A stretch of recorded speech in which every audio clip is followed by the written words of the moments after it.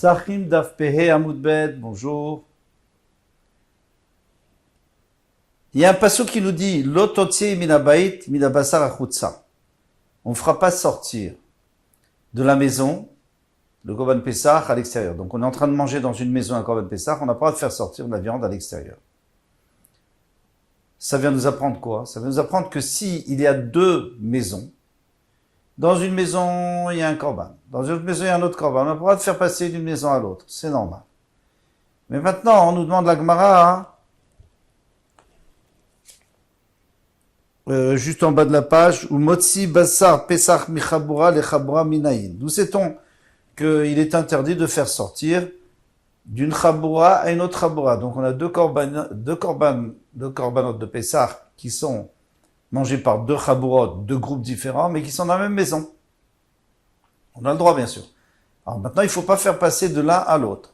D'où sait-on? Des Tanya, parce qu'il y a une breta qui dit, l'ototsi minabait minabasa chutsa. Tu ne feras pas sortir de la maison, minabasa, de la viande, à chutsa dehors. Alors pourquoi tu as besoin de dire chutsa? Il faut dire minabait, de la maison. Pourquoi tu dis chutsa à l'extérieur? Donc j'apprends que d'une maison à l'autre, on n'a pas le droit, ça d'accord. Mais maintenant d'une chabura à l'autre, d'un groupe à un autre, dans la même maison, minayin, d'où sait-on? Puisqu'il y a le mot chutsa en trop qui veut nous dire, tu ne feras pas sortir même dans la même maison, dans un autre endroit. Puisque dans la même maison, il y a deux groupes, donc chaque groupe a son endroit. Et quand tu fais sortir de ce groupe, ça s'appelle chutsa, ça s'appelle à l'extérieur, et c'est assaut. Chutz le'achilato, en dehors de l'endroit où on a le droit de manger. Maravami. Amotzi basar pesach mechabura lechabura eno chayav ad she'ani achot. Quand est-ce qu'on est chayav seulement? Une fois qu'on a posé. On fait sortir d'un endroit à l'autre. Eh bien, c'est seulement quand on a posé dans le nouvel endroit, dans la nouvelle chabura, par exemple, dans le nouveau groupe. C'est seulement quand on a posé, parce qu'il faut faire akira, donc il faut le lever et le poser. Otsa activé, parce qu'il y a écrit Otsa, il y a écrit l'ototsi, tu fais pas sortir. Où on a déjà vu Otsa? Dans Shabbat. Qu'est Shabbat? Ma Shabbat ad de'avad akira ve'anacha. Comme Shabbat, quelqu'un n'est chayav que s'il a levé d'un reshoot et il a posé dans un autre reshoot, par exemple, Shteyachid, Ashtarabim, ou Ashtarabim, Shteyachid. Et tant qu'il n'a pas posé, il n'a pas terminé le Issour, il n'est pas chayav d'après la Torah, Afachanami, ad de'avad akira ve'anacha. De notre, ici aussi, il faut qu'il fasse akira ve'anacha. Vous allez me dire quel rapport avec Shabbat? Shabbat, non, il y a un rapport. C'est parce que tant que tu n'as pas posé, on ne peut pas considérer que c'est dans le nouvel endroit. Pour l'instant, il est en déplacement. Donc je l'ai enlevé d'un endroit, mais je n'ai pas encore posé dans l'autre endroit, on est en déplacement. Donc soit pour Shabbat, soit pour le Korban, c'est exactement la même chose.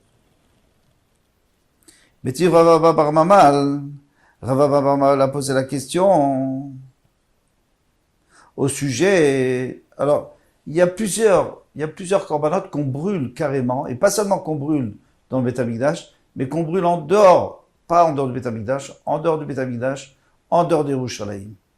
Vraiment à l'extérieur des Yerushalayim, c'est-à-dire en dehors des trois machanot. Machane, le Beth Amikdash, c'est Machane Shrina. Le Arabaït, c'est Machane Lévia. Et Machane, Azara, Machane Lévia, Arabaït, Israël. Je reprends. Il y a les trois machanot, les trois campements. Donc, le premier campement, c'est tout ce qui est à l'intérieur du Beth Amikdash. Le deuxième campement, c'est Arabaït. Le troisième campement, c'est Yerushalayim. Donc, il faut se faire sortir des trois campements. C'est quoi comme korbanot? Le par, donc le bœuf, Vesaïr, le bouc de Yom Kippourim. Par elem davar shel tzibour. Ou alors, si le tzibour s'est trompé, et ils ont apporté un bœuf. Et le part du Kohen HaMashiach, du Kohen qui a été oint, alors cela on doit les brûler. Maintenant, il faut savoir que tout celui qui va s'en occuper, de le transporter, de le brûler, lui-même il va être tamé. Alors, Ayusolim Bemotot. Ils étaient en train de le porter avec des bâtons. Arishonim yatsu chutz la chomata hazara. Les premiers sont sortis de la chomata hazara, donc ils sont sortis du Beit HaMikdash, donc ils ont commencé à s'occuper d'aller le brûler, parce que tant qu'ils sont dans la hazara, c'est pas encore son travail. Ils n'ont pas commencé le travail. L'achronim lo yatsu, mais ceux qui sont derrière, ils sont pas encore sortis. Arishonim metamim gadim, les premiers, ils sont metamim même leurs habits. Comme il est écrit, Chabes begadav, il devra laver les habits. Ve'acharonim, même metamim gadim, mais ceux qui sont derrière, non, puisqu'ils sont pas encore sortis. Alors il demande ve'alonach, mais même les premiers ne devraient pas être, puisqu'ils n'ont pas posé pour l'instant. Ils sont encore en déplacement. Donc, ils n'ont pas terminé de le sortir. Alors, s'ils n'ont pas terminé de le sortir, ils n'ont pas commencé encore le travail d'aller le brûler.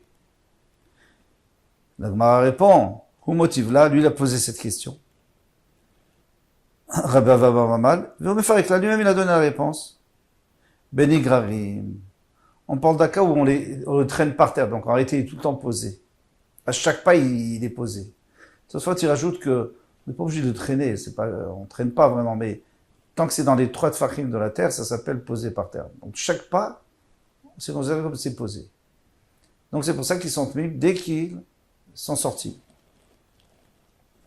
Matitin, la nouvelle Mishnah. Ever shiatsa miksato. Alors cette Mishnah on l'a vue plus haut, et on va la revoir en vitesse, mais on l'a bien comprise. Ever shiatsa miksato. Donc il y a un membre, par exemple le fémur, qui est sorti en partie, ou n'importe quel os. Parce qu'on verra qu'il y en a qui ont un moelle, il y en a qui n'ont pas de moelle. Choter hachemagia le'etzem, il doit couper la viande jusqu'à ce qu'il arrive à l'os. On n'a pas le droit de casser l'os, puisqu'on est au Corban Pessah, on ne peut pas le casser. Les kolef, et après il enlève toute la viande qui est restée à l'intérieur de Yerushalayim, parce que le morceau qui est sorti en dehors de Yerushalayim, il est pas soul, ce qui est à l'intérieur, on peut le manger. Hachemagia la période jusqu'à ce qu'il arrive à l'articulation. Les choter, après il coupe, et il jette l'os. Alors ça dépend, s'il y a de la moelle dedans, alors il le brûle, s'il n'y a pas de moelle, il le jette.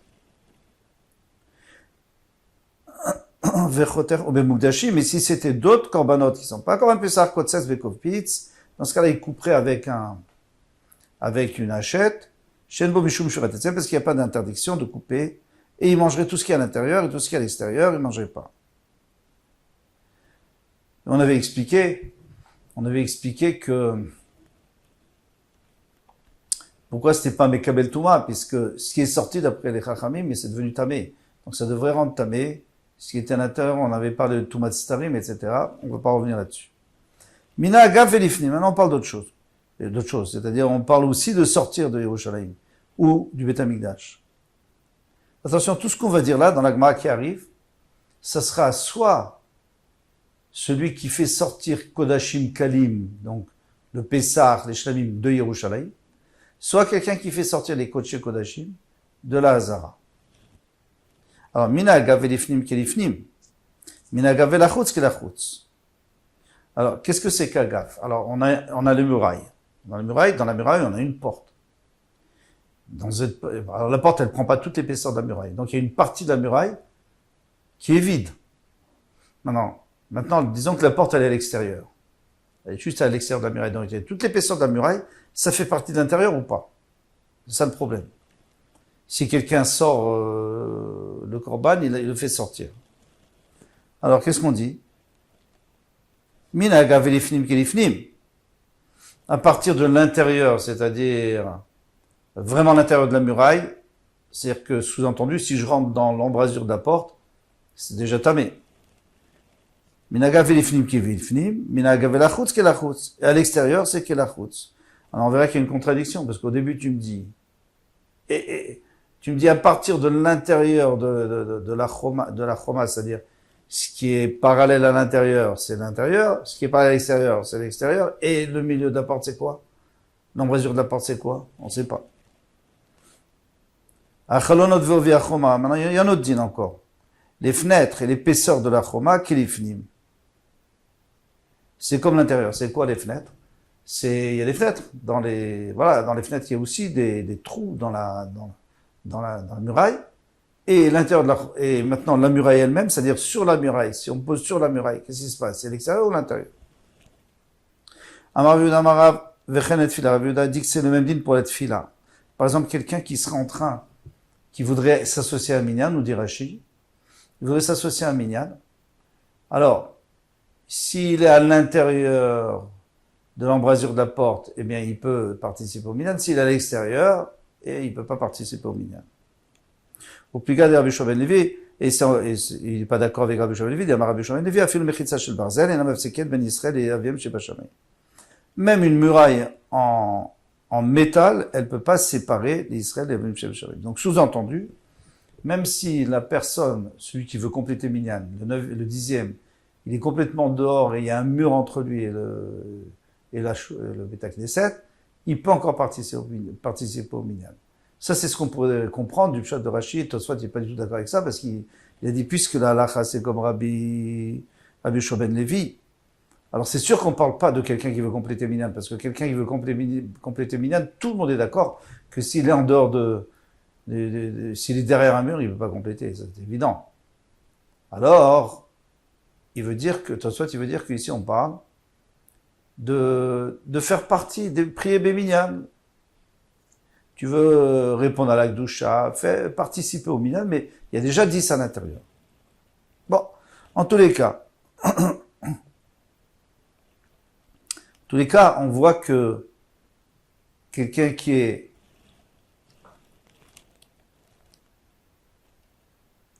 alors c'est les mêmes limites que pour le korban qui sort de la Hazara ou qui sort de Yerushalayim.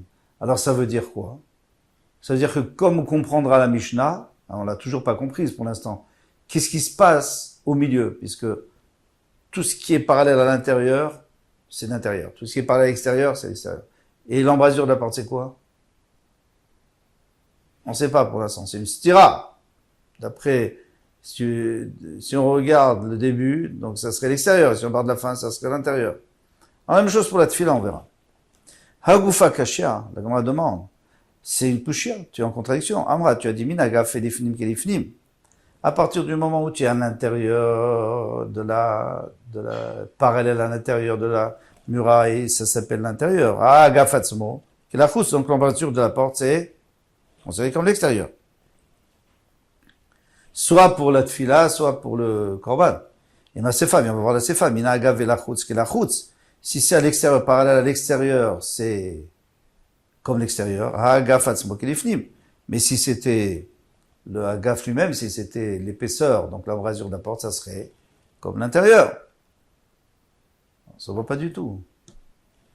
Lo kashia, c'est pas une question. Kan beshari hazara. Ça dépend si on parle de la porte, des portes de la hazara, c'est-à-dire du Beit Hamikdash. Kan beshari Yerushalayim, ou les portes de Yerushalayim. Alors, les portes de Yerushalayim, on va voir tout de suite, Rav Shmuel bar Yitzchak, pourquoi est-ce qu'on n'a pas sanctifié l'intérieur des portes de Yerushalayim? Parce que les Metzoraim, ils veulent se protéger, en été, quand il y a du soleil, ils veulent se protéger du soleil, et en hiver, des Gshamim. Alors, qu'est-ce qui se passe? La muraille, elle est très épaisse, vraiment très épaisse. Une muraille, c'est au moins 1 mètre, au moins, c'est pas plus.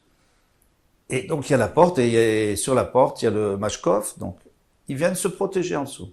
Donc, si on avait sanctifié l'embrasure de la porte, eh bien, ils pourraient pas venir, parce que les Mitzorim, ils doivent rester en dehors de Yerushalayim. Ils sont tmim, ils doivent sortir des 3 machanot. Beit Hamikdash, Arabaït et Yerushalayim. Alors, ils pourraient pas rentrer. Alors, qu'est-ce qu'on a fait? On a dit que les Shari Yerushalayim, à l'intérieur, je veux dire, l'embrasure, c'est comme l'extérieur. Donc ça, c'est, dans la Mishnah, quand on a dit à l'intérieur, il faut vraiment que ça soit à l'intérieur, mais le reste, c'est tout extérieur. Et par contre, quand on a dit dans la Sefa, on a dit que l'extérieur, vraiment à l'extérieur, c'est-à-dire en dehors des murailles complètement, ça s'appelle l'extérieur. Mashma, que dans la mesure de la porte, c'est l'intérieur, ça c'est pour les portes de Yerushalayim, du Beit Hamikdash, qui sont considérés comme l'intérieur. Sauf une exception. La porte de Nicanor, qui est l'entrée à l'est du Beit Hamikdash, Pourquoi l'aile, on ne l'a pas sanctifié comme les autres portes? Parce que les Metzorim, ils sont obligés de venir là-bas pour asperger. Alors, les Metzorim, maintenant, ils se sont guéris. Ils ont compté, tout ce qu'il faut. Maintenant, ils viennent on doit les asperger, les asperger avec de mechatat, avec de l'eau d'Avajrous.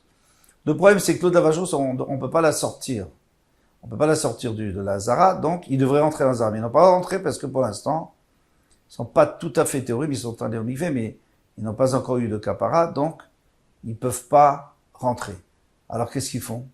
Alors ils doivent rester dehors, mais dès que l'eau va sortir, elle va devenir psoula, donc ils vont pas être aspergés, donc finalement ça sert à rien. Ils doivent rentrer ils n'ont pas le droit. Alors qu'est-ce qu'on a fait? On a décidé que l'embrasure de la porte, c'est chol, c'est comme l'extérieur, donc ils ont le droit. Et, mais comment ils peuvent rentrer leurs mains, leurs pieds pour que l'eau ne sorte pas? Alors ça, c'est pas un problème, parce que la Torah nous a dit, il y a deux réponses. Ou alors parce que la Torah nous a dit, donc on a le droit. Ou alors tout simplement, parce que entrer juste les membres, ça s'appelle pas entrer entièrement, donc ils seront pas chayavim s'ils rentrent. Avec ça, on peut s'arrêter. Quand tout va demain, Bezat Hashem.